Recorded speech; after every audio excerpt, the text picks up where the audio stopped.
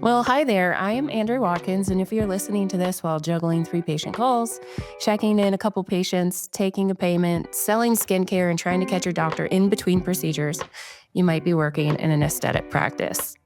And I'm Blake Lucas, and this is Practice Land. This is not your doctor's podcast. Welcome back to Practice Land. Listeners, it's a stormy day in Practice Land. We're going to be talking about patient pushback, how to deal with anger and frustration. So really excited to get into this because I think we can turn these difficult situations into amazing opportunities. Today, we're excited to welcome back Heather Hughes Hardy and Jenna Hennig. So first off, Heather is a former COO and RN who partners with practices to take big ideas and make them work in real life, ultimately drive profitability that lasts. Hey, Blake. Thank you, Heather, for being here. Yeah, thanks for having me back. Absolutely. And Jenna, of course, is a nationally known aesthetic nurse injector and sales strategist who's all about helping providers connect with patients on a deeper level and really just trying to make that process feel a little less salesy. Yeah, thanks for having me. I'm super excited. Awesome. As I mentioned kind of at the top of the episode, we're talking about something that really we all have to deal with, right? And it's an unfortunate experience, but working with people, this is going to happen. The angry customer. There are so many different examples from every single job I've ever had where I had to deal with these types of situations. Recently our team had a really amazing experience that came out of someone that came in really, really hot. So we had a patient. She was a little bit older, did not like technology, and when we are a fintech company, it's in our DNA that we are technology forward. So this was going to be we were going to be butting heads from the very beginning, and so it was tough. She called in and she was extremely frustrated with our process just because it was all online. She has a flip phone. She was like self-confessed hater of technology, and so one of our agents really took the time to take her through the entire process. We were able to bring kind of that human interaction back to it, even when we have to use technology. And ultimately, at the end of that, it was a long process, but we got through it, and she was able to get approved and get the financing that she needed for her treatment. And she was so thrilled at the end of it. Left this amazing, glowing review. It's online; you can go find it. But it was probably one of the funniest reviews that I've ever read too, because she really gets into it. It was like a dissertation of like everything that happened, but she's funny throughout the whole side of it. So it was so rewarding to see that go from such a difficult experience to one where this person is someone who's going to talk about us to other customers. So Heather, what are some of the usual reasons patients get angry in an aesthetic practice that you would say? Yeah, I feel like it's usually related to scheduling, timing, or maybe dissatisfaction with their results. But I remember a patient who came in really hot one day, arms crossed. She had a very sharp tone and was clearly not happy. She had been scheduled for a treatment, but wasn't told that the appointment was actually at our secondary location. So she drove across town to the wrong office. She got stuck in traffic and was trying to backtrack and ended up arriving late, and she was just completely flustered. She was mad, and she was mad because the scheduler wasn't clear. She felt like her time didn't matter. She said that she had done her part and that we dropped the ball. Right. And, what I've learned is that most patient anger isn't about the inconvenience itself. It's about what the inconvenience represents to them. It feels like a breakdown in respect, communication, or even their care. And so when we respond, it can't just be about rescheduling or making it right logistically. It does have to be about acknowledging the emotion behind it, because that's what diffuses the anger and then rebuilds that trust. Jenna, I'm going to ask you for a personal story too, because one, I love the drama. So I want to know what, maybe from a personal experience that you've had, where similar situation with someone coming in hot. Yeah, I mean, honestly, there's many because all that to say that I feel like it all boils down to somebody feeling like they feel valued and appreciated. And so, one that comes to mind about this specifically is a patient who came in and we had started her treatment plan. We had started with some skin tightening. And I walked into the room and I could already tell she was pissed. Like her arms are crossed. She was like, had this angry look on her face. I walked in and I said, "Good morning. How are you doing today?" And she goes, "I'm fine." I was like, Mhm. okay, here we go. You are not fine. I know, exactly. And the thing is, the reality is that I do care. I want to make sure that Yeah. she has a positive experience from this. And so I sat down and I got eye level with her and I said, okay, I can tell that you're frustrated. Tell me what's going on. And I let her give her entire explanation. I did not interrupt her. I think that is the most important thing is people just want to feel heard and understood. So I let her give her entire explanation. And then I mirrored back what she had told me. And I said, I hear that you're frustrated. I hear that you expected to see results sooner. I understand that this is not where you thought you would be at this point of the treatment plan. And I validated everything. That is a very common frustration that we have with these skin tightening devices is wanting results sooner. And you are not wrong for that. This is something that we discussed. And I reminded her back in the initiation of this treatment plan, I told you that best results would be seen at 6 months and that Right. I could guarantee you a 30% improvement. And we were hoping for more. Let's look at these before and after pictures and just take a look at where we're at so we can kind of get on the same page as far as how much improvement we've seen and what we can expect moving forward. And so I think validating and mirroring back to them is the most important thing when it comes to helping them feel understood. And most of the time, when it comes to the results, once you show that before and after, they're like, oh, well, I guess there is a change, That's what I hear the Yeah, majority something of is the time. happening. Exactly. Mhm. And then I kind of walked her through, this is completely normal. Almost all my patients have these little hiccups along the road where you want to see the results sooner. It's difficult to wait. You're seeing yourself every single day in the mirror, and it's hard to see these subtle changes. And this is exactly why we take these pictures. I completely understand where you're coming from, and just Yeah. normalized her feelings for her, and that really went a long way. And something that I learned back at a conference that has always stuck with me is a patient who has an issue and has a positive solution ends up happier than a patient who had no issue at all Wow. because they had a problem. And either you, as the provider, can be like, well, too bad, so sad, can't guarantee anything. Or you can say, I hear you, I care about you, let's form a solution together. And that shows that you care about them. And so they end up having a better relationship with you moving forward than somebody who ended up just coming in, getting a good result, and moving on. Yeah, I think it's a really, really good point because I think there's so many times where, and I know I'm guilty of this. There's times where I take it a little personally, and my mindset coming into dealing with that situation is, well, I didn't do anything wrong. Like, why are you so mad? Like, there's no justification in my mind for why you're so upset with me. And so I almost come into that interaction very defensive, very combative. I'm trying to prove them wrong or like they get like a one up type of thing. And it's so easy to fall into that. So I think, it's really important to think about like your mindset as you come in. Heather, how do you think about responding to frustrated patients, or how should we think about when we're responding to these people? Yeah, I think it's so normal to feel that way. You build it up in your head, you know it's going to be some type of situation, but it's so important. We want to take a step back and remember that our patient is likely feeling, unheard, uncertain, or out of control. And you want to be compassionate to that. So when you're responding, you don't want to try to just jump to the fix. You want to slow down, like Jenna said, validate the emotion before you solve the problem. Your goal is really to remain that calm authority, and you want to center the professional relationship to diffuse the tension, because your job in that moment is not just service recovery, it's a little bit of trust repair, right? And when you handle it well, you don't just salvage the relationship, but you actually strengthen it. Just like, both of your stories with your, your customer, your patient, there was a strengthening of that relationship.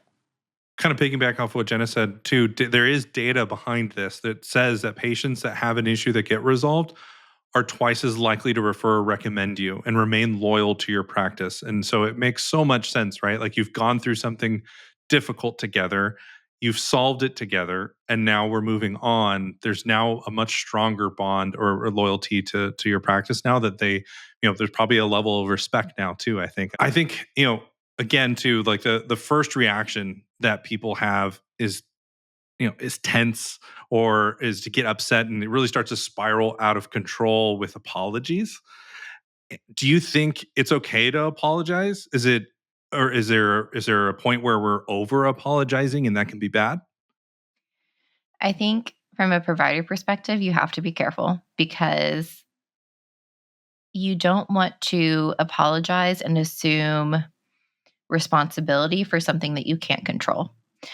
So you, of course, want to validate feelings, you want to normalize feelings, and you want to show your understanding.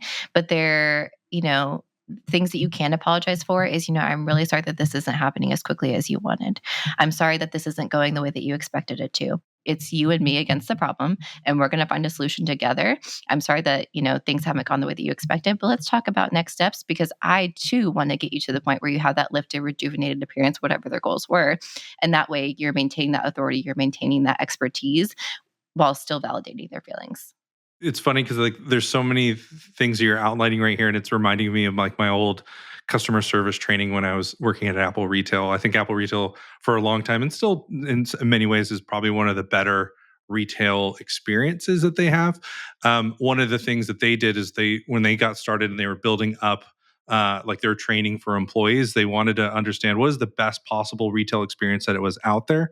And I believe it was like the Ritz Carlton that they went to, and they said this is like a next level experience, and they wanted to get trained on that. One of the things, long story short, one of the things that they took away from that was like the 3 A's, which is like acknowledge, align, assure, right? It's like acknowledging the issue, aligning with them and the kind of the empathy portion of it, and then assuring them like, hey, we're going to get through this. Like we have a solution, or I'm going to like, maybe I don't have the answer right now, but we will get through this together. And so it's like, okay, let's move on. Like we can get over like the frustrations and now really work to like, resolve whatever this issue might be. Heather, when you start to first notice tension, what's the first thing that you do? Yeah, I think, old me would like immediately just start to like tense up and be like, oh my gosh, how like I don't want this to go bad. But after, some experience in the space and kind of really working through it, not being a very confrontational person myself, I've learned to kind of drop your tone, slow your speech, and level with the patient. Again, calling it out directly, having some type of phrase, something that I like to say is like, hey, let's slow this down so that I can fully understand. Because it's literally saying, hey, let's slow our speech. And you're helping them to do it subconsciously a little bit. And you're calling attention to the fact that there is tension and you want to address it. So it helps Yeah. you to kind of shift it from the rising negative energy to a space where the patient actually feels like they're going to be heard. And more often than not, by just calling attention to it and allowing them to some time to just talk it through with you, you can often de-escalate what could have easily ruminated and grown to something much larger in the future. And so, I mean, I feel like that's just the most common thing that we're kind of saying over and over here is like, when you see something, just call it and go through it with the patient. Don't let it turn into something. I always love talking to you both because y'all always have something like specific. There's always a phrase. There's always some specific action that you can take that they can apply. And I absolutely love that. So thank you for those. What about, Heather, you mentioned not being confrontational. I think sometimes I'm the same way. And it's funny because it's, I'm in customer service. There's going to be confrontation all of the time. What about, if you're in a position of leadership, or maybe you just have a colleague that is never going to be great with confrontation? You know, how do you handle that? How do you help them? Or do you even believe that that's, they'll never be able to get to that? Or do you think that like people can learn these skills? Yeah, I definitely think that for most it's coachable. You do have to go through Mm, it, and there are going to be some times where it's not going to go your way, and that's just kind of trial and error and learning it. I'm rarely a believer in a hard script, but I do think for some people who are just not great at confrontation and they just cannot do it. This is my one exception. So mm, give them the script, allow them to escalate to the appropriate team member. So having them say something like, let me find the best person to help you with this, just one moment, because that line is going to protect the mm. team member and the patient's experience. And I'd say, too, when you are training someone that needs a little bit of help with this, give them that line to say to patients, and then you're going back and forth with them. Because truly, I'm someone that has struggled with it. And Jenna and I have worked a lot together, doing role playing and going back and forth. And it seems silly, but it's so true. If you take the time to plan it out and see what could happen in your mind's eye first, when the real situation arises, it's so much easier to handle. So the one time I will say hard script is for confrontation and when you need to escalate. Have that phrase and pass it along to the appropriate person. But don't forget to follow up. There is nothing worse than saying, "Hey, let me get you Yeah. to the right person one moment," and then the line goes dead. That is just Mm. going to bomb explosion. There's no de-escalation from there. Yeah, right. Oh my gosh. We've had technical issues sometimes where like the phone drops the call and you're like, no. But Right? Yeah. yeah, that's Because like you the know the absolute patient's worst on the time. other side of the line being like, I knew they were going to You do that. did They that weren't on going to send me to purpose. anybody. Oh yeah, there's a lot of 4-letter words going out when that happens. Yes.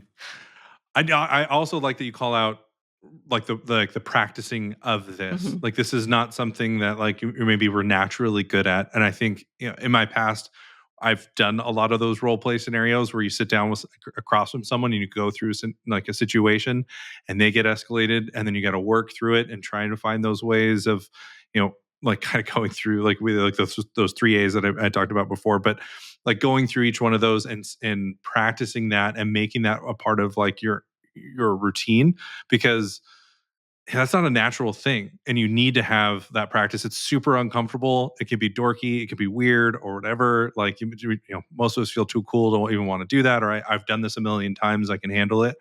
But get into those situations, because then it makes it more natural to go through that, and take the time, like Jenna, you mentioned, like just listening, like slowing things down, letting them get through it, because some people naturally will get frustrated and defensive and then interrupt, which is probably the worst thing you can do when someone's extremely upset with you. So like practicing those skills, I love that. um, Heather, you also talked about escalations. What is a good escalation protocol look like if I'm like a leader and I'm trying to create kind of a process for my team to follow? What does that look like? I think it's really dependent on the practice and how many layers of leadership that they have. Because if you're, a one provider practice with maybe one or two front desk people and an MA and a care coordinator, like it's going to look very different than that five Yeah. location, has an HR department type of setup. So I really think it's very specific to the practice itself.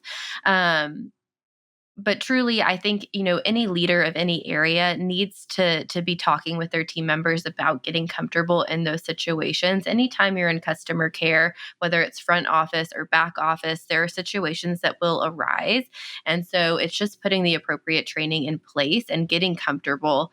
I remember when I was, I think, probably 8 months pregnant, so very highly hormonal and very emotional. We Oh had a man. very escalated patient come in, and I had been dealing with her for a few months. And truly, I think she's probably a very kind woman.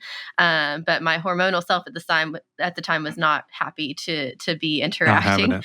And she came in and sat down with me, and I was still pretty uncomfortable with confrontation at the time. And I know I was smiling, and she looked at me after she was done kind of snapping at me, and she was like, "Why are you smiling?"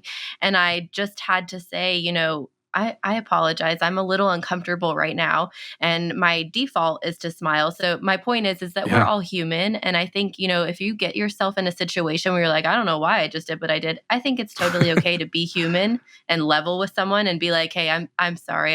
I'm uncomfortable. And that will happen as you're practicing too. So just leveling. No, it's so funny because I've been in situations like that, and I've seen colleagues do the same thing where they're working with someone that's really upset, and maybe the person's starting to like raise their voice, and you can tell that Mhm. they're upset. And the first time I heard it, I literally was like, "You can do that?"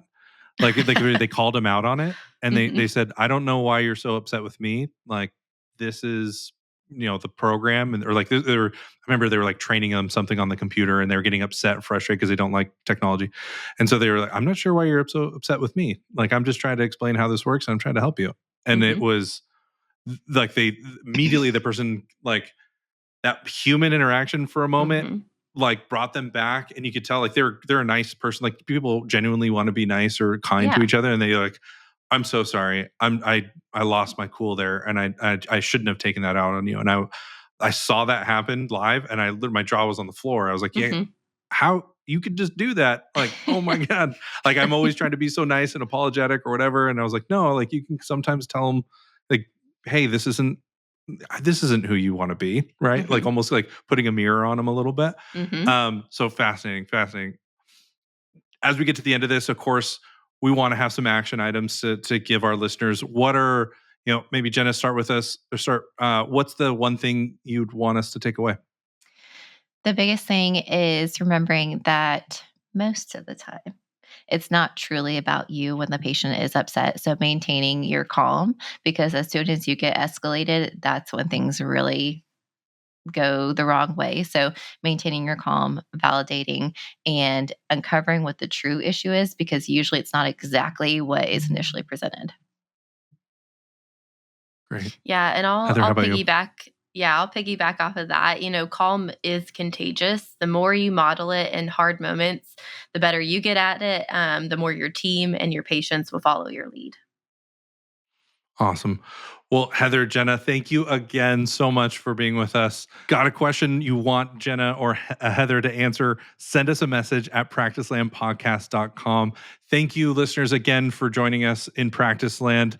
Hopefully you can take a little bit of what we talked about today and apply it to your next difficult customer or patient. Have a great day, and thank you again for listening. Got a wild customer service story or a sticky patient situation? Send us a message or voicemail. If your tale makes it into our She Did What segment, we'll send a thank you gift you'll actually love. Promise, no cheap swag here. Are you one of us? Subscribe for new episode notifications and more at practicelandpodcast.com. New episodes drop weekly on YouTube and everywhere you can listen to podcasts.